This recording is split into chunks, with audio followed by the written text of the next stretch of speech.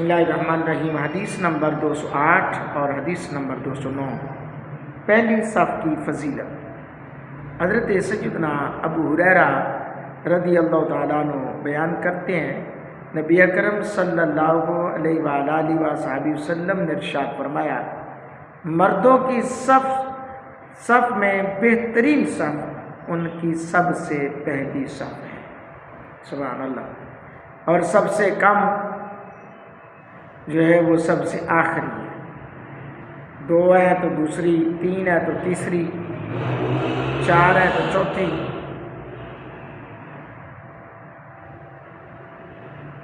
اللہ اکبر۔ فرمایا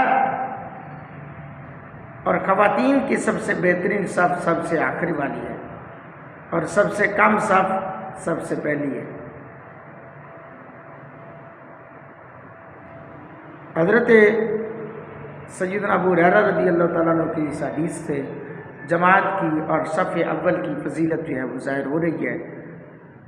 نبی اکرم صلی اللہ علیہ وآلہ وسلم ارشاد فرماتے ہیں، اگر لوگوں کو یہ پتہ چل جائے کہ اذان اور پہلی صف میں کیا فضیلت ہے، اور پھر انہیں اس کا موقع صرف قرآن اندازی کے ذریعے ملے، تو وہ اس کے لیے قرآن اندازی بھی کرنے کو تیار ہو جائیں۔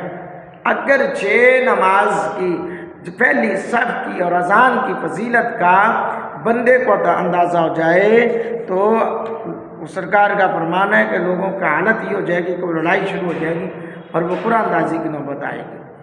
نبی اکرم صلی اللہ علیہ وسلم نے فرمایا، پہلی صف والے لوگوں پر اللہ کی رحمت کا نزول ہوتا ہے اور فرشتے ان کے لیے بخشش کی دعا کرتے ہیں۔ حضرت ابو ہریرہ رضی اللہ تعالیٰ عنہ کا بیان ہے، حضور علیہ السلام نے فرمایا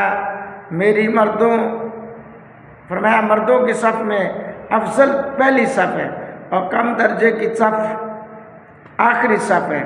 عورتوں کی صفوں میں سب سے افضل صف آخری صف ہے، اور کم درجے والی صف جو ہے وہ پہلی صف ہے۔ اللہ اکبر۔